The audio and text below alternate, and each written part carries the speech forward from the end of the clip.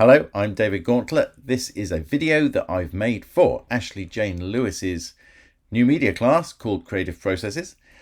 I'm going to talk about my creative process, the creative process in general, some other things about creativity and making, and the role of art and culture in the world.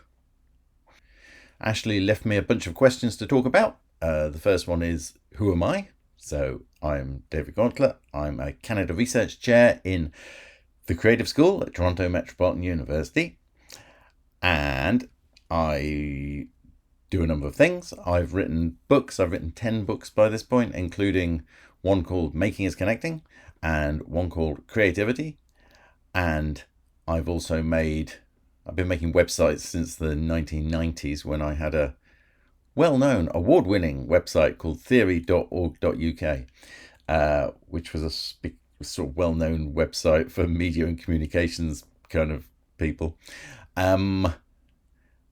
especially students. And I've done art projects. I did a thing called A Drawing a Day for quite a while. You can guess what that involved. And I've made videos and interactive playthings. I work with the Lego company, the Lego group, for more than a dozen years on different projects to do with, not so much to do with children, more to do with how can we use Lego and the idea of Lego to unlock creativity in adults, basically. And these days I make music. So that's the 7 so far releases by Sculpture Projects. That's my artist identity, Sculpture Projects. You can look them up on Spotify and any of those platforms. And so I have a record label called Unfolding Records, upon which to release such music. And as well as me, there's another artist called Kalesin Kalochelvan who I signed to the label, and he's released an EP called Golconda. We've got pictures of this. I did remixes, what I'm calling reworks, of Kalesin's EP Golconda. So this is the Sculpture Projects reworks, released on cassette with free stickers in a nice pouch. Look at that. That's my newest thing. That doesn't exist yet. And indeed, I'm not even talking about this yet. I'm not showing it to anybody because then it's going to have a launch. So this is an amazing exclusive preview, not seen to anybody else. That's Mariam, who I work with, admiring the cassette. That's Mariam admiring that 180-gram transparent vinyl release of Golconda. That's also not out yet. That's like exciting new stuff. Making the actual stuff is very nice, like physical stuff to go with the music. Making the music is really nice. But not only that, but also you get to put it out into the world and it needs a physical form. Or, of course, these days, it doesn't need a physical form, but it's nice to give it a physical form so that you've got an actual thing. So I really enjoy doing that. Ashley asks, why do you enjoy creativity and making things? And essentially, Ashley asks this of all her guests, presumably, why do you enjoy doing what you do? That's the question. I'm going to pull back the focus to why does anyone enjoy creativity and making things, first of all, because I did write a book about that, which is Making is Connecting, is literally about the power, the social connectivity of making and the power of making in our lives. That's what it's about. So I thought I could say a little bit about that. That's the book, second edition there, of Making is Connecting. In the book, I say that making is connecting for 3 reasons. The first reason is that whenever you make anything, you inevitably put together ideas and materials to make something new. That's just what happens when you're making something creatively. The second one is that when you're a maker, then there's almost always a social dimension. Not necessarily. You could live on top of a mountain making clocks and never showing them to anybody, and you may gain pleasure from that. It's pretty uncommon that somebody doesn't want to share it with somebody else. Normally when we're making things, there's always some kind of social connection. At some point you've made a thing and you want to show it to your friend, you want to give it to your mother or your lover, and that moment of connection is a powerful part of why making is connecting, helping us to feel more connected to other people. And also, the third reason is making is connecting because through making, we come to feel that we are participants in the world. You come to see that you are not just an observer or a customer in the world, receiving goods and media made by other people, professionals somewhere away, some distant elite. On the contrary, you're somebody who can make things and put them into the world yourself, filling your world with things that you yourself have made, or that maybe your friends and loved ones have made, which I believe means you feel much more embedded and a participant in the world, somebody who can make a difference in the world. And that's really powerful. If you've looked outside recently, you'll notice that maybe the world isn't going quite how we might want. And we need future generations in particular to feel that they are practicing makers and creators who are part of the world and are making the world and the next world. I wish I'd not said the next world, sounds slightly religious. I just mean the world of the future. Also, why people make things. One reason, it's similar to what we've said, which is about recognizing that you have an active creative self, that you're a participant in the world, making a difference. Feeling like you're part of a community with dialogues and support, so you've got a part of an ongoing system of exchange, is really powerful for people. And to be recognized by that community, also very important. Recognition might be easy to overlook, or it might seem a bit kind of needy or something, but the need to be recognized as a person, as a creator, by others that know about that kind of thing and can appreciate the kind of thing that you're doing, that's really powerful and helps us feel like we've got a confident self that, again, can make a difference in the world. That's a really powerful thing. Essentially, it is to say, here I am, I made this. I think you get quite a powerful moment when you're able to share something that you've created and people can see you, see the effort and love that you've put into a thing, and you're saying, here I am, I made this. And also, of course, sharing in and enjoying other moments of other people doing the same thing. And then cumulatively, that adds up to a lovely community of people doing great stuff.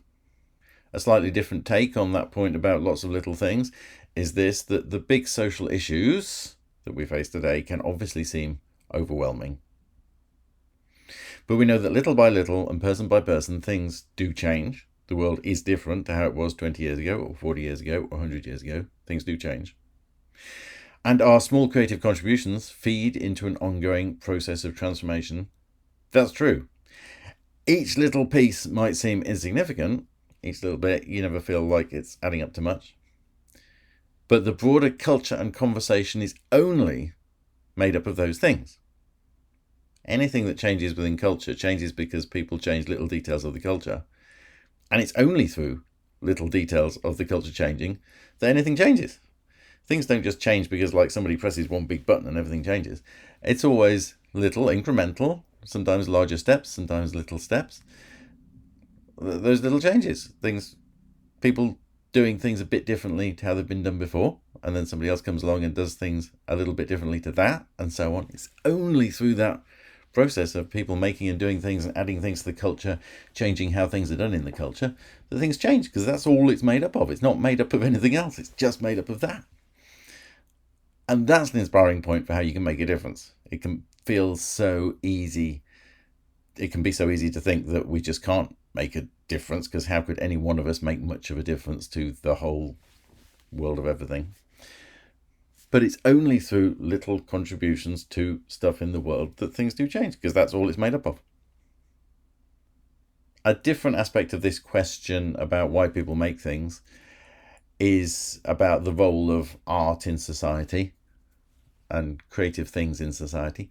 And at the Creative School, we've recently, faculty have been asked to sort of form ourselves into different clusters of areas of interest. And I'm in the creativity and social change one. And we had to write a little bit about ourselves. So I wrote this thing. And then this was a starting point for something else. So I'll just tell you what it was that I put here. It says creativity often begins in personal projects in which the individual can feel more connected to other people and the world and begin to see themselves as someone who can make something meaningful and so make a difference for others. Like what I've just been saying. Okay. From small beginnings, then, creativity can make a big difference and is a vital part of life. As a settler living in a racist culture on stolen land, which generates an odd, often not saying things culture weighed down by its shameful foundations, I'm trying to find responses that are helpful and make sense, allied also with black, queer, trans and neurodivergent students, friends and colleagues. So it's about, in the context that I find myself, how can I make a positive difference? And that's a big question. And so I guess from that, I started thinking, what is art for? Or that it'd be nice to write something about what art is for. It's not a completely new question. But I thought I wanted to see what I thought about that. And when I want to know what I think about something, I often do that by trying to write about it, because that's a way of expressing thought in a more concrete way. So what I said about that was, this is a blog post. But I'm going to read you the words. It says, there's the obvious answer of, so what's the point of art? There's the obvious answer of raising questions and looking critically at the world. But lots of people do that, and it doesn't necessarily find its most vital or impactful expression in art or music. So the real answer, I said, has to be about how art engages with the emotions and can hook you into recognitions of reality through joy or sorrow, or both. Or by putting you into a space of weirdness or enchantment where the world feels different and you want it to stay different. And I said, if our hope is that each individual creator is going to change the world in this way, then, well, that's not going to happen. And perhaps even worse, the obvious futility of this aspiration is instantly and unavoidably depressing. In other words, if we're hoping to change the world by making a nice little song or a nice little picture or critical and creative artwork of some sort, it's not going to change the world. That doesn't happen. So what's the point is the question that you're faced with. But every time a person engages in the world in creative or artistic ways, every time, I think, does make a difference. And the person feels more creatively connected with the world, and therefore, we would hope, less likely to embrace the nihilism of the populist destroyers of education, healthcare, human rights, and everything else. It's easy to be over-optimistic about the power of creativity, but the more people that there are who are engaging in the world in a thoughtful, creative, contributing, positive, creative kind of way, it is a different style of life compared to the one where you're merely getting embroiled in, culture war nonsense whipped up by Fox News in your life or whatever else is in your life like that, eating away at your brain. If you take the creative stance and that attitude to the world, it makes a difference, I think. And then thinking about, if you want to engage politically with the world, but through art, then politics and art are not quite the same thing. Or putting political ideas straight into art doesn't really work because they're just political ideas.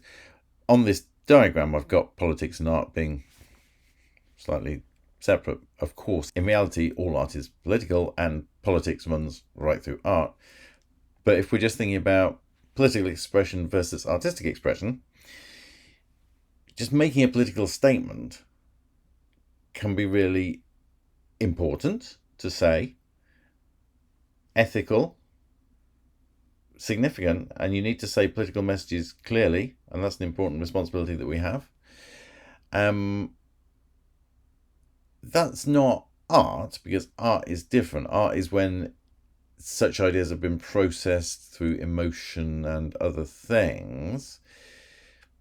But that doesn't mean that art is just a zone of prettiness and not politics.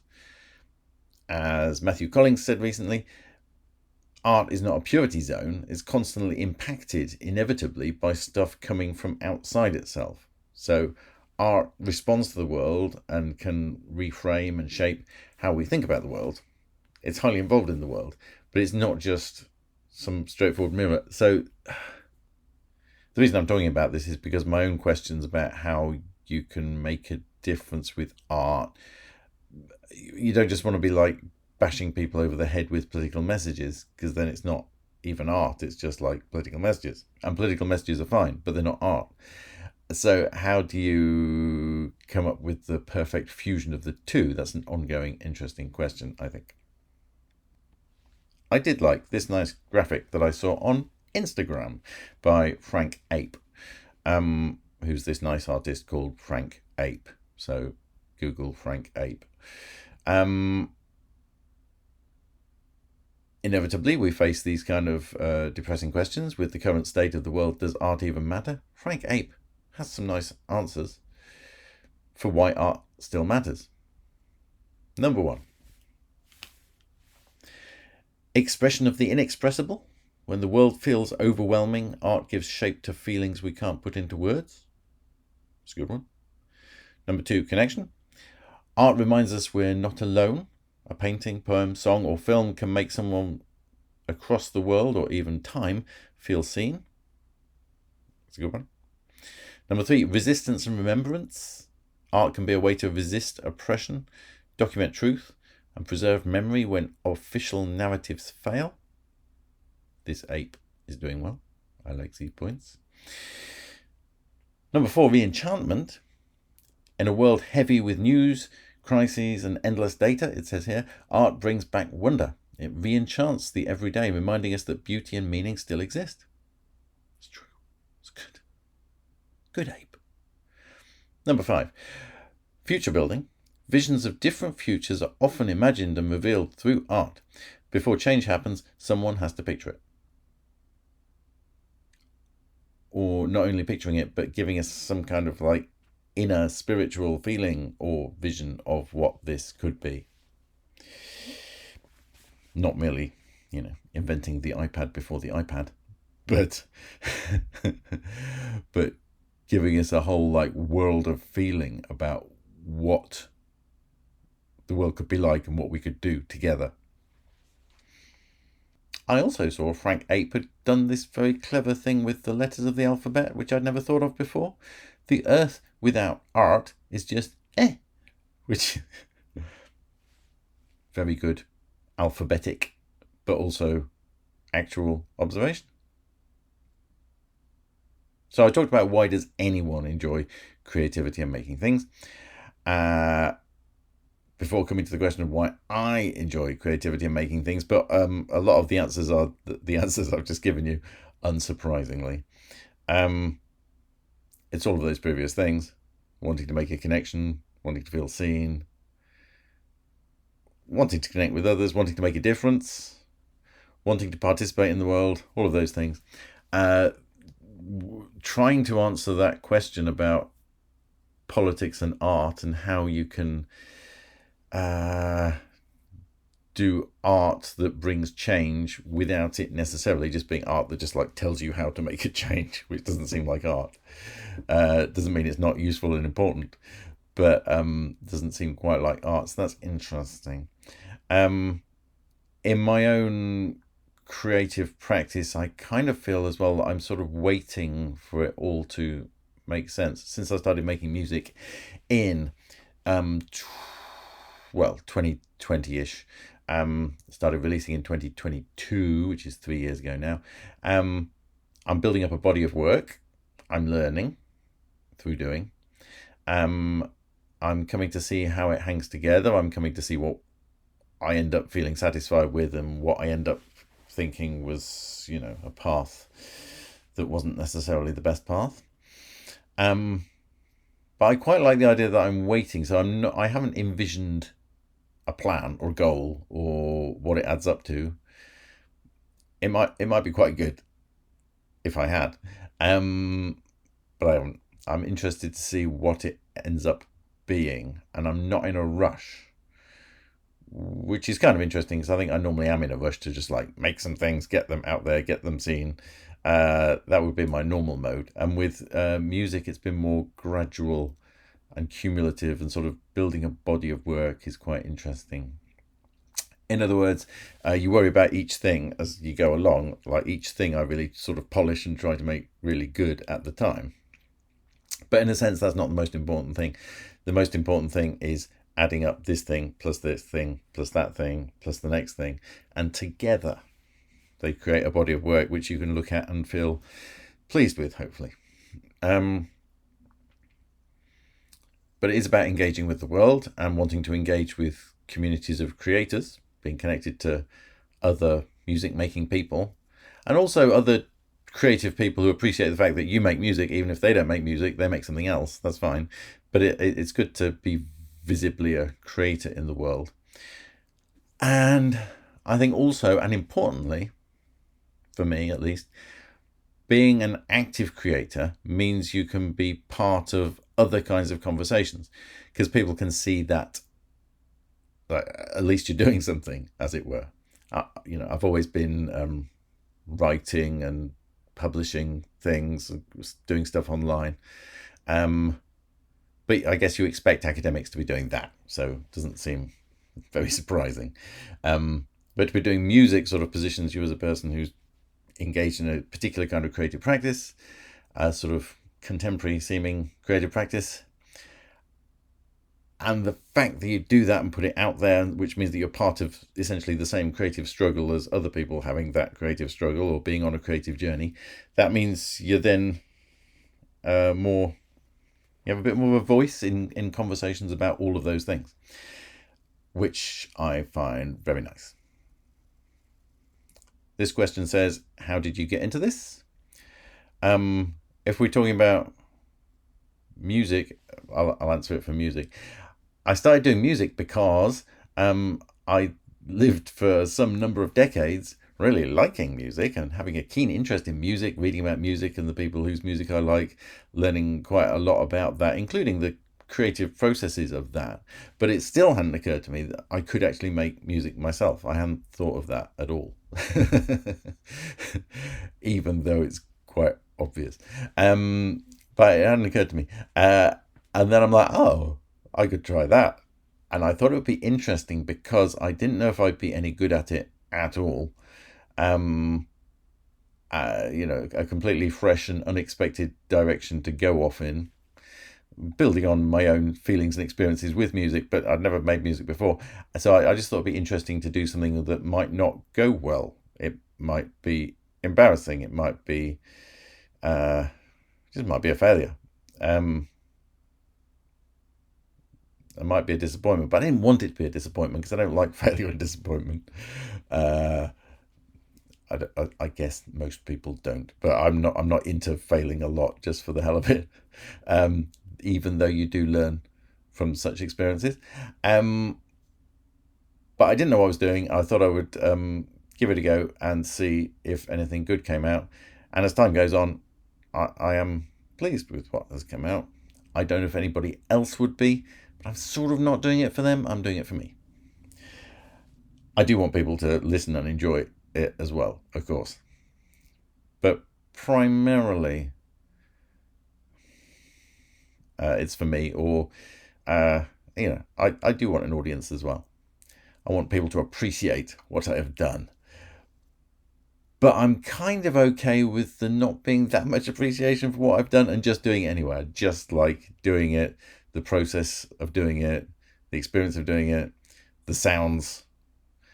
And it's quite individual what kind of sounds and things that you like in music, I think. And so obviously I do things that please me. And I don't know if they're going to please anybody else. But if you make things that are going to please yourself, then hopefully there are some other people, not everybody, but some of the people in the world who will connect with it and like it too, because there's probably some other people that kind of like what you kind of like. So that's what I'm counting on, and building up the body of work is nice. What are your favourite aspects of the work? I kind of like all aspects of a creative activity like that, including the slightly boring seeming bits of polishing and fixing and all of that. I enjoy that. I enjoy making the visuals, and I enjoy making physical products, packaging, all of that. So I enjoy all aspects of making music. What are my least favorite parts of this? I guess I would say just the struggle to get noticed, because there's so many people making music in the world and putting it out there now. And as a phenomenon, I think that's great. But I once said it's like stepping out of your spaceship into a world with a tray of really nice cakes, but you've landed on a planet which is made of really nice cakes. So on the one hand, you've got a tray of cakes, they're really nice, everybody should be really pleased, they're genuinely nice cakes. But you're on a planet which is made of really nice cakes. So it's like, that is the difficulty. Nevertheless, people making creative work have always entered into a world of other people making creative work, and there's need to get noticed. The scale of it seems even greater than before, but since you asked, that's probably my least favourite bit. How is making music a form of research? Ashley mentioned that as first year students, you may think of research as some horrifying, tedious, unknowable kind of process. I understand. I've done things that are more conventional research in my past, doing interviews and workshops with people and going to libraries and reading books and all of that kind of stuff. But these days, part of the research I do is research through creative practice. You discover stuff about the world through making and doing. So even my music making is a form of research. It's coming up with new ways of understanding and thinking about the world, and questions about creativity and how that relates to the world, which I've just been talking about. All of that. So that is in itself research, and I really appreciate that mode of creative research where you're not just doing the predictable, traditional, established research things, but creativity as research. Very nice, very interesting, I think. Do I have any general creativity advice for you? Well, in fact, what I did for this question is that I've put up a few of the squares that I made, which I make purely for myself. So I make like Instagram type squares with text on, which mostly never appear on Instagram. They're just for me. They're just reminders for me. I make them for me. But arranging a nice coloured gradient with some text with a very simple message that I want my brain to remember the message. That's why I do them. So let's look at what we've got here. So just to say, if you want general purpose creativity advice from me, I've done a lot of that before. If you look around my website, davidgauntlett.com, there are many things offering advice about the creative journey. These ones are slightly different ones because I'm exposing to you my squares, which were thoughts just to me originally. This one's interesting because I was going through difficult times, and stemmed from I Like the Pet Shop Boys. That's what you will now think of as an old electronic band, with Neil Tennant and Chris Lowe from England, where I am also from. I've liked the Pet Shop Boys for many years. They're still going. They're still good. Still doing good stuff, honestly. But reflecting on something or other, Chris Lowe said, in some ways, when things aren't going so well, it's kind of more interesting. Like when everything's going well, then everything's going well. It's kind of, predictable. Well, not predictable, but, it's just a happy roller coaster. But when things are tough and there's kind of tensions within your creative life and things aren't landing in the way that you hope that they might and so on, in some ways that's more interesting, and I found it helpful to remind myself of that. You were never expecting to please everybody. I think that's a really important one. This is about how when you start off doing some creative thing, then at the start you think, I'm going to do this quite unique, niche, experimental, whatever kind of thing, which you don't think is going to please everybody. You think it's, a distinctive, individual kind of thing that you've dreamed up. And then you do that and you put it out in the world, and then you meet just like somebody who doesn't love it. And it's deflating and sad that has happened. But as the square says, you were never expecting to please everybody anyway, and this applies in so many ways. Like, you didn't expect it to please that person that had a critical remark or a shrug or whatever. You never thought that they would like it anyway, so I don't know why you're upset. Because you were never expecting to please everybody. So easy to forget that, though. Similarly, in a way, don't worry about what other people are doing. It doesn't matter, and it doesn't make any difference. It's just true. You can spend a lot of time worrying about what other people are doing, and maybe trying to fit in with them, maybe trying to do something different to them, maybe feeling annoyed about what they're doing because it's not what you would do, or whatever. But don't worry about what other people are doing. It doesn't matter. It doesn't make any difference. In certain circumstances, you do have to worry about what other people are doing. And in some ways, it can be a privileged position to be able to say, I don't care what other people are doing. I acknowledge that. But chiefly, don't worry about what other people are doing. Do your thing. Don't worry about them. And finally, I wrote down, I'm actually unbelievably optimistic. And I'll tell you why I wrote that down. I wrote that down because I was talking about possible futures for me with someone, and I kind of hoped that things would go ding, ding, and ding, be all right. And they said, but what if that doesn't happen? And I'm like, that might be an interesting question, but I'm just not thinking about that. I'm assuming that if ding, ding, ding, it'll be okay. And so then I thought and wrote down, I'm actually unbelievably optimistic. I don't always know if I'm optimistic or not. But I'm like, yeah, I didn't even want to think about like if it there was a path which would be good, or there's a part, potentially loads of other paths which are not good. I didn't even want to think about those. I'm like, let's not think about them because I'm unbelievably optimistic. And I found it quite heartening to recognise that in myself, if that's true. I think in some ways it must be true.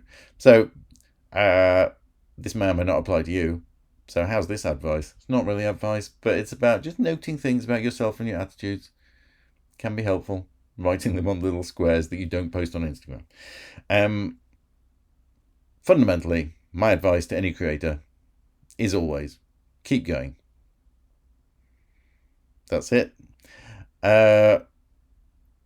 Turning up and doing the thing, trying again. Things don't always go how you wanted them to. Give it a go. Try again. Keep going. What else can I say? Keeping going and building up that body of work or body of experiences is always good and will always be valuable fuel for the future. Okay, I've been David Gauntlett. Thank you very much for watching this video. You can follow me on Instagram there at It's David Gauntlett, or look at davidgauntlett.com, which has got quite a lot of resources because it's been around for a long time. So it's got lots of stuff about creativity and the creative process and how to keep going on there. Okay, thanks very much.